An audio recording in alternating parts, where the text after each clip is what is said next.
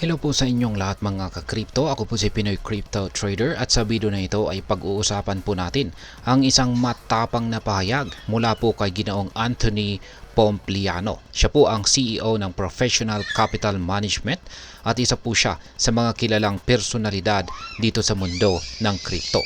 Ayon po sa kanya, si Bitcoin daw ang bagong S&P 500. Isa po itong benchmark na matagal nang ginagamit sa traditional finance.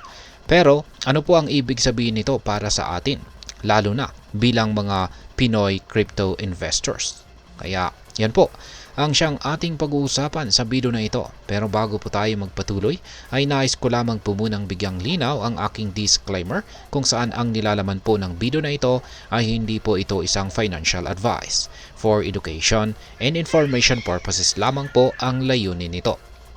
Ayan, umpisahan po natin sa katanungan kung ano nga ba ang ibig sabihin ng Bitcoin bilang bagong S&P 500. Para po kay Ginoong Anthony Pompliano, si Bitcoin ay nagiging default investment o pangunahing investment para sa mga mas nakakabatang henerasyon ng mga investors. Ayan, younger generation ng mga investors. Kung dati ang S&P 500 ang ginagawang sukatan kung kumikita o nalulugi ang isang investor kumpara sa market, ngayon si Bitcoin na raw ang pumapalit dito. Isa po sa mga pangunahing dahilan ay ang pagiging 24/7 asset ni Bitcoin. Ayan, habang ang mga traditional na market tulad po ng stock markets ay may oras po ng pagbubukas at pagsasara ng mga ito. Si Bitcoin ay active po sa lahat ng oras, 365 days a year. Yan, hindi po nagsasara. Bukod dito ay tinuturing din itong pinaka-sensitive asset pagdating po sa global liquidity, na nangangahulugang mabilis po itong naapektuhan ng galaw ng pera sa buong mundo. Yan. Ganyan po katindi itong si Bitcoin. Ngayon ay bakit po nagiging mas popular si Bitcoin kumpara sa traditional na investments? Sa kasalukuyang kalagayan po ng market ay nagiging malaking usapin ang currency debasement o ang pagbaba po ng halaga ng pera dahil sa pag-imprinta ng sobra-sobrang supply nito. Nito pong nakalipas na taong 2024, mas mataas po ang naitalang performance ng gold kumpara sa S&P 500, kung saan ay nagdala ng tanong kung ang kita sa S&P 500 ay bunga ng tunay na paglago ng negosyo o ng pagbaba ng halaga ng currency. Si Bitcoin na may limitadong supply na 21 million ay madalas na itinuturing na hedge laban po sa currency devaluation. Dahil dito, mas dumarami po ang mga investors na nakikita ito bilang mas maaasahan kumpara sa traditional na stocks. Tulad po ng gold, tumataas ang value ni Bitcoin kapag bumababa ang tiwala ng tao sa fiat currencies. Ngayon ay ano naman po ang sinasabi ni Ginoong Pompliano tungkol sa MicroStrategy at ang Bitcoin reserves. Yan, bukod po sa pagiging bagong benchmark, tinalakay din ni Ginoong Pompliano ang paggamit po ng MicroStrategy bilang proxy or indirect way para mag-invest kay Bitcoin. Ang MicroStrategy na pinamumunuan po ni Ginoong Michael Saylor ay kilala sa kanilang agresibong pagbili ng Bitcoin.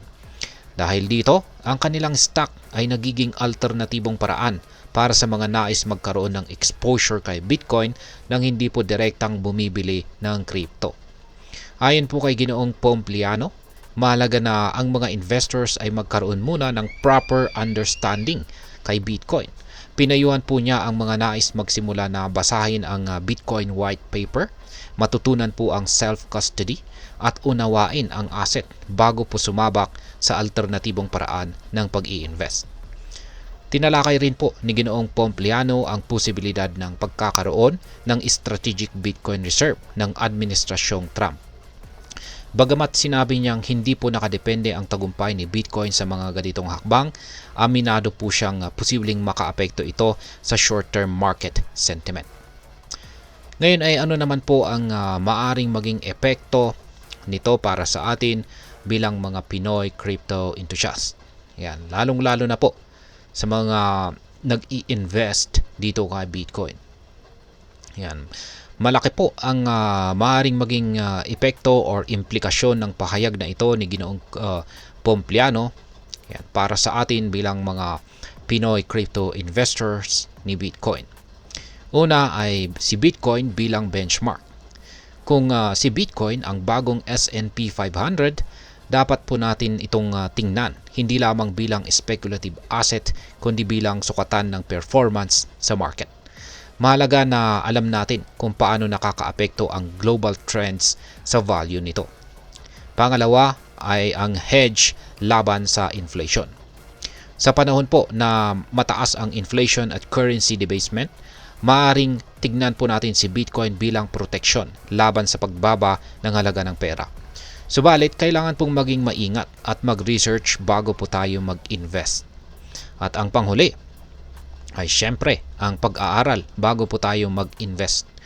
Tulad po ng sinabi ni Ginoong Pompliano, mahalaga na maunawaan muna natin ang itong si Bitcoin bago po natin pasukin ito. Sa halip na sumabay lamang po tayo sa uso, maglaan po tayo ng oras upang alamin po talaga natin ang technology at economy sa likod nito. At ayan, ano naman po ang aking masasabi tungkol dito? Si Bitcoin bilang bagong S&P 500 ay nagpapakita po kung gaano kalaki ang pagbabago sa pananaw ng mga investors, lalo na ng mas nakakabatang henerasyon, yan, or mga younger generation. Para sa mga Pinoy crypto enthusiast, ito ay isang oportunidad na maging bahagi ng isang makabagong financial system. Subalit tandaan na sa bawat oportunidad ay may kaakibat na risk o panganib. Maging responsable, mag-research at huwag po tayong mag-invest ng higit sa kaya nating mawala. Sa kabuuan ay ang pinakamahalagang aral po dito ay ang pagiging bukas sa mga pagbabago sa market habang pinapanatili po natin ang maingat na diskarte.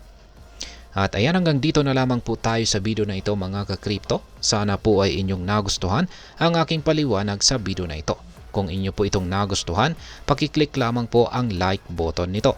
Marami pong salamat sa panonood. Ingat po tayo lagi at God bless po sa ating lahat.